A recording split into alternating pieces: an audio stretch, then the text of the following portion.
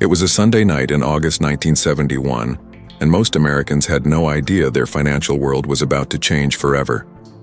President Nixon appeared on television, unannounced, and said 7 words that no one expected to hear. The dollar would no longer be backed by gold. Just like that. The agreement that had held the global economy together since World War II was gone. That wasn't the moment America lost its advantage.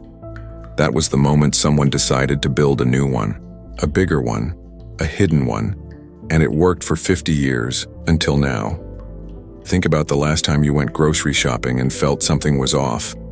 Not one big price increase, just everything, slightly more expensive than it used to be. Your paycheck looks the same, but somehow at the end of the month there's less left over. You're not imagining it, and it's not random. For 50 years, the United States had a structural advantage baked into the global financial system, an invisible subsidy that made imported goods cheaper, kept government borrowing costs low, and quietly stretched every dollar you earned further than it had any right to go. According to IMF data and Federal Reserve research published in 2025, the dollar's share of global official reserves has fallen from 71% in 1999 to roughly 57% today. That shift, slow, quiet, almost invisible, is already showing up in your grocery bill, your rent, and your credit card statement. Most Americans have never heard this explained, not because it's complicated, because no one bothered to explain it. That changes right now. By the end of this video, you'll understand exactly how this system was built, why it's unwinding, and, most importantly, what the people who saw this coming did to protect themselves. The answer starts in the summer of 1974, and what happened then is one of the most consequential stories in American financial history, buried under 50 years of silence. Let's dig. To understand what was built in 1974, you need to go back 30 years earlier. Summer 1944. The war wasn't over yet, but the most powerful nations on Earth were already asking a question that would shape everything that came after. When this is all done, who controls the money? 44 countries sent delegates to a resort in Bretton Woods, New Hampshire, and in those conference rooms, they designed a new global financial order from scratch. The plan was elegant. Every major currency would be pegged to the US dollar, and the dollar itself would be backed by gold, convertible at a fixed rate of $35 per ounce. As long as America had the gold, the world had a reason to trust the dollar.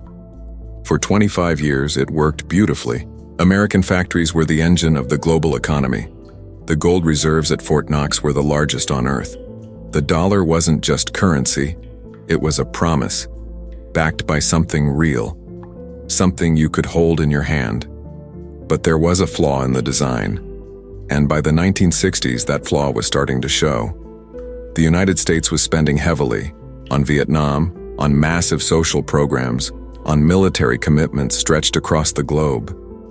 More dollars flowing into the world economy than America had gold to back. Foreign governments started to notice. France noticed first. President Charles de Gaulle stood up in 1965 and called the dollar's privileged position an exorbitant privilege, a phrase that would echo in economic debates for the next 50 years. Then he didn't just talk about it, he acted. France began systematically trading its dollar reserves for physical gold, loading the metal onto chartered aircraft and shipping it back to Paris. Other nations watched. Then they followed. By 1971, the pressure had become impossible to ignore. Nixon's advisors had run the numbers. The math didn't work anymore. There wasn't enough gold at Fort Knox to honor the promise America had made to the world. So Nixon did what governments do when the math stops working. He changed the rules.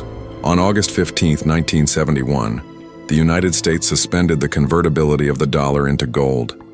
The Bretton Woods system, 27 years of global financial order, was over. In a single televised address, the dollar had lost its anchor, and in that moment, there was no guarantee it would survive as the world's reserve currency. None.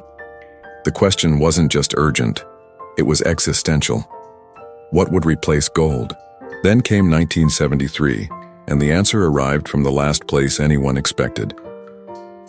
When Arab members of OPEC cut off oil supplies to the US and Western Europe in retaliation for American support of Israel during the Yom Kippur War, oil prices quadrupled almost overnight. Gas lines formed across America. Two crises hitting simultaneously. But Henry Kissinger looked at those two crises and saw something nobody else saw. He saw a solution. Saudi Arabia controlled the largest proven oil reserves on Earth. Every nation that ran on oil needed what Saudi Arabia had. And if the United States could structure that relationship around the dollar, it wouldn't just solve the energy problem. It would give the dollar a new anchor, something every country on Earth needed every single day. On June 8, 1974, Kissinger and Saudi Prince Fahd bin Abdulaziz Al Saud signed the Joint Statement on Saudi Arabian-United States Cooperation in Washington, D.C., a matter of public record, held in the U.S. National Archives. On the surface, economic development and infrastructure, routine diplomacy, but that was only the public part of the story. Weeks later, through a confidential diplomatic channel hidden for over 40 years, a second arrangement took shape. According to a diplomatic cable obtained by Bloomberg News through a Freedom of Information request in 2016, the United States agreed to provide Saudi Arabia with military aid and equipment. In return, Saudi Arabia would funnel its enormous oil revenues, billions of dollars, into purchases of U.S. Treasury bonds. The U.S. Comptroller General's own 1978 report referenced the explicit goal of recycling petrodollars back into the American debt market. Every country that needed oil had to get dollars first. Saudi Arabia took those dollars and bought U.S. Treasury bonds, massive, sustained demand for American currency and American debt from every oil-importing nation on Earth simultaneously, year after year. The dollar had found its new anchor. Not gold, oil. The crisis was over. The dollar didn't just survive, it tightened its grip on the entire global economy. But here's the question nobody asked at the time, and the one that explains everything happening right now in 2026. What happens when the oil anchor starts to slip? Let me show you exactly how this worked, because most people have never had it explained in plain language. Imagine a small town. One merchant controls the only heating oil supply for miles around. One day, he announces a new rule. The only way to buy his heating oil is with a special token he issues himself. Suddenly, everyone needs his tokens, not because they want to buy anything else from him, because winter is coming and heat costs tokens. People start hoarding them, trading them. The merchant can issue more at almost no cost because demand is structural, baked into the basic requirement of staying alive. Now scale that up. Replace the small town with planet Earth. Replace heating oil with crude oil. Replace the token with the US dollar. That's the petrodollar system. Here's the three-step machine that made it run for 50 years. Step 1. A country needs oil. Japan, Germany, India, France, it doesn't matter. To buy from Saudi Arabia or any major OPEC producer, you need US dollars first. Not euros, not yen, dollars. So before a single barrel changes hands, that country has to acquire American currency. Every oil-importing nation on Earth, every single day. Step 2. Saudi Arabia and the Gulf exporters are now sitting on mountains of dollars. They invest them, predominantly in U.S. Treasury bonds. Billions of dollars flowing back into American coffers year after year. Step 3. Because foreign nations are competing to hold dollars and buying U.S. Treasuries in enormous volumes, two things happen simultaneously. The dollar stays artificially strong, and the U.S. government borrows at lower interest rates than any other nation on Earth could dream of. Follow that chain all the way to your kitchen table. A strong dollar means imports are cheaper. Every piece of electronics, every item of clothing, every manufactured product coming into this country. American consumers have been living with a built-in discount on the global economy. Most of them never knew it existed. Lower government borrowing costs mean lower interest rates across the entire economy. Your mortgage rate, your car payment, your credit card APR. All anchored, indirectly, to what the U.S. government pays on its debt, kept artificially low by the petrodollar machine running in the background. According to the Federal Reserve's own 2025 research note, The dollar accounted for 58% of disclosed global official reserves in 2024 and 88% of all global foreign exchange transaction volume. That's not market preference. That's 50 years of structural demand, engineered in 1974 and running on autopilot ever since. Now here's the number that should stop you cold. At its peak in 2001, the dollar represented 72% of global official reserves. IMF data from Q3 2025 puts that number at roughly 57%. 15 percentage points over 25 years. Sounds modest. It isn't. Global official reserves totaled approximately $13 trillion in 2025. A 15-point shift on a $13 trillion base means roughly $2 trillion of structural demand for the dollar has quietly redistributed itself elsewhere, slowly, silently, while most Americans were looking at something else. And here's what most financial commentators get completely backwards. Most people assume the 1974 agreements created dollar dominance in oil markets, that Kissinger invented the petrodollar from scratch. That's not what the academic record shows. Economist David White, in his documented study Oil Money, Middle East Petrodollars and the Transformation of U.S. Empire, makes the point clearly: the causation ran the other direction. The dollar was already the dominant global currency before 1974. Oil migrated toward dollar pricing because of that dominance, not the other way around. The 1974 arrangements formalized something market forces had already set in motion. Why does that matter? Because it means the unwinding isn't a switch that gets flipped. It's the slow reversal of 50 years of self-reinforcing incentives, each one built on top of the last, each one now unwinding in reverse order. That's what makes it so hard to see coming, and so hard to stop. Picture a kitchen table somewhere in Ohio, or Texas, or California. It doesn't really matter. A family is going through the monthly bills, and somewhere between the grocery receipt and the utility statement, someone says the thing nobody wants to say out loud. Why does it feel like we're falling behind, even when nothing has changed? They're not bad with money. They haven't made any big mistakes. They're doing everything right. And yet the math keeps not working. The dollar keeps buying a little less. The gap between income and expenses keeps quietly widening. They don't know why. Nobody told them about 1974. Here's what's actually happening.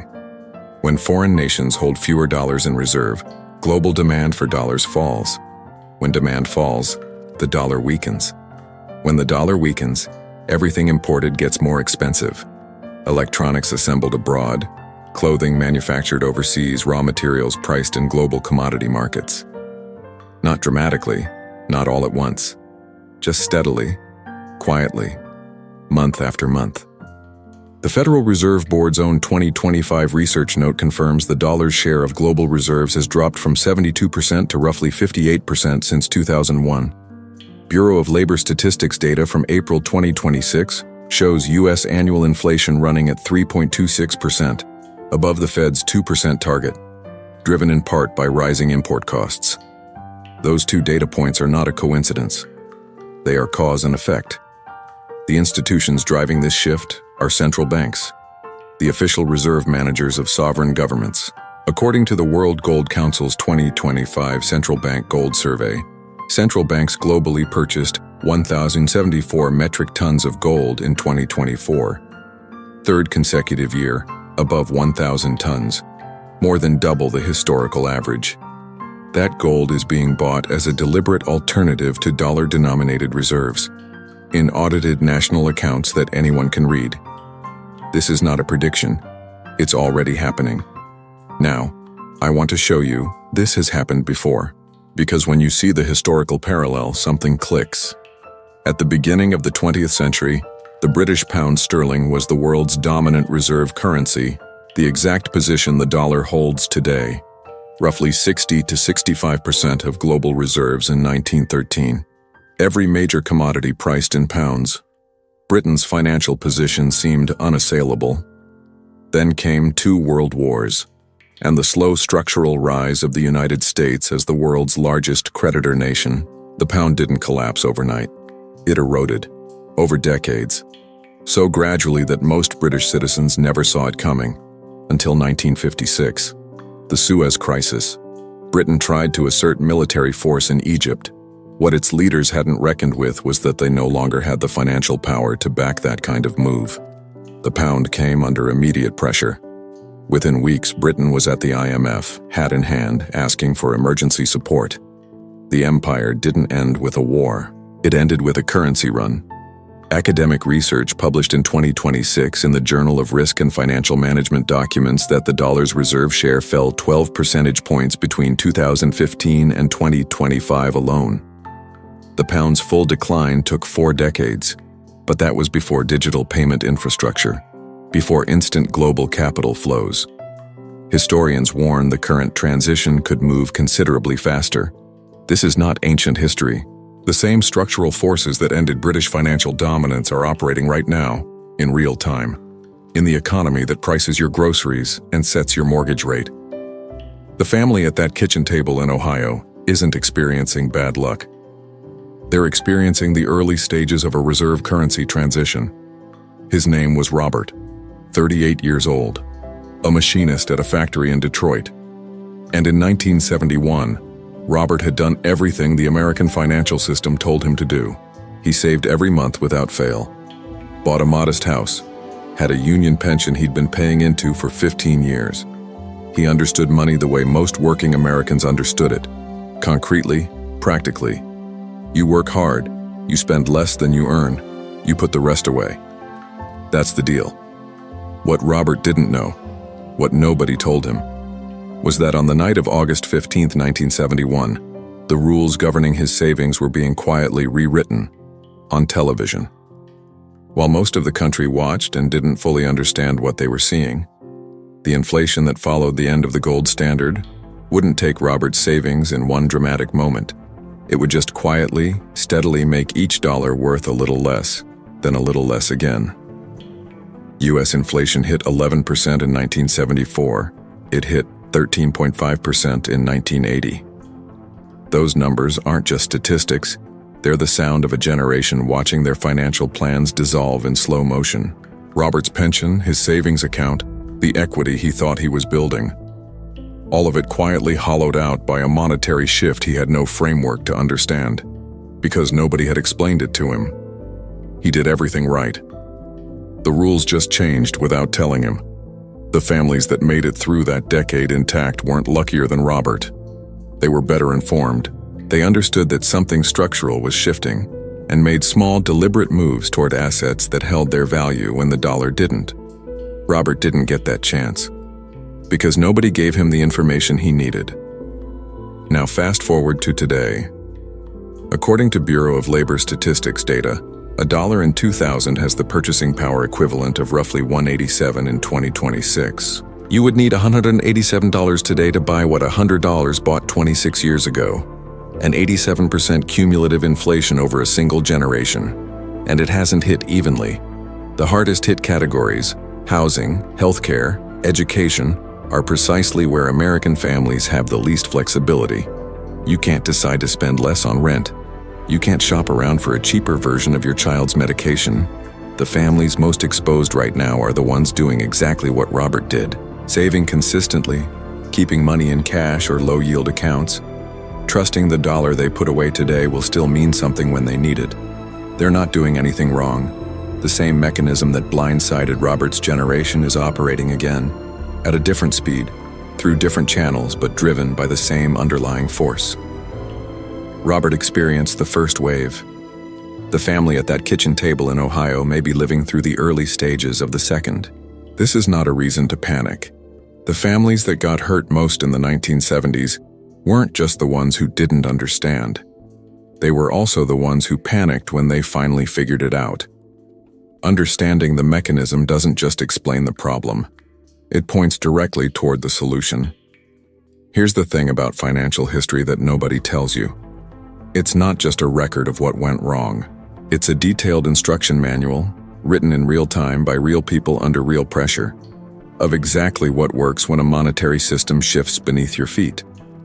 The families that came through the 1970s with their purchasing power intact didn't have better jobs or more money. They had better information, and they used it to make a small number of deliberate moves. Most of them simple, most of them free. all rooted in the same principle.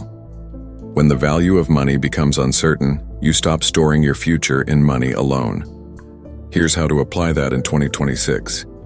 Action 1. Understand inflation-protected instruments and access them directly. The U.S. Treasury offers Series the 1 savings bonds through Treasury Direct, GOVA. They pay a fixed rate plus a variable rate that adjusts every 6 months to match the official inflation rate. Backed by the full faith and credit of the United States government. Minimum purchase $25, no broker, no fee, no financial advisor required. Just you and a government website. That's not a sophisticated strategy. It's exactly what the most financially resilient households in the 1970s did in the equivalent form available to them. Action 2. Read the primary sources. They're free. The Federal Reserve Board publishes its research on the international role of the dollar. The exact data we've covered in this video, publicly accessible at Federal Reserve. Gov. The IMF publishes reserve composition data every quarter. Free. No paywall. The families that understood what was happening in 1971 weren't smarter than their neighbors. They were just reading different things. That information asymmetry is still available to anyone willing to spend 30 minutes a quarter on a government research note. Action 3. Understand your fixed-rate debt. This one surprises people. When reserve currency transitions happen and inflation takes hold, fixed-rate debt has historically been one of the most powerful tools available to ordinary households. If you're paying a fixed-rate mortgage in dollars that are losing purchasing power, the real cost of that debt is declining. You locked in the repayment amount in yesterday's dollars. The bank gets paid back in currency worth slightly less than what it lent you. It played out clearly in the 1970s. The households that understood it locked in rates and let inflation work in their favor. Action 4. Diversify the currency exposure of your long-term savings. When the British pound was declining in the 1940s and 1950s, the households that preserved their wealth held assets denominated in other currencies, or in things with intrinsic value no government could inflate away. Today, internationally diversified index funds, available through virtually every major brokerage, hold assets denominated in currencies other than the dollar. You don't need to become a currency trader. You just need some portion of your long-term savings that doesn't rise and fall entirely with US dollar purchasing power. Action 5. Watch what central banks are doing, not what they're saying. Central banks are the most conservative financial institutions on earth. When they change behavior in a sustained, documented way, something structural is happening. Right now, that behavior is sending a very clear signal. According to the World Gold Council, central banks bought 1,074 metric tons of gold in 2024, third consecutive year above 1,000 tons, more than double the historical average. Quietly, systematically, moving away from dollar-denominated reserves toward assets no single government controls. You can verify every word in the World Gold Council's publicly available Central Bank Gold Survey. Free. Downloadable. Written in plain English. When the institutions that manage the world's money are all making the same quiet move, that's not noise. That's a signal. Financial freedom starts with understanding the system you're already living inside. Most people never get that understanding, not because it's out of reach, but because nobody sat down and explained it to them. Now you have it. Remember that Sunday night in August 1971? Nixon on television. 7 words nobody expected to hear. The gold window closing forever. You understand now what you couldn't have understood at the beginning of this video. That moment wasn't the end of American financial dominance. It was the beginning of a 50-year improvisation, a remarkably successful one, built on oil, on trust, and on quiet agreements most Americans never knew existed. Kissinger saw the problem clearly. Saudi Arabia needed security. America needed a new anchor. The world needed oil. And in that intersection of needs, a system was born that would quietly subsidize the American standard of living for half a century. It wasn't magic. It was architecture. Deliberate, documented, hidden in plain sight, in diplomatic cables that sat in the National Archives for 40 years before anyone thought to ask for them. And now that architecture is shifting. Not collapsing, shifting. The way all great structural changes shift. Slowly at first, then faster.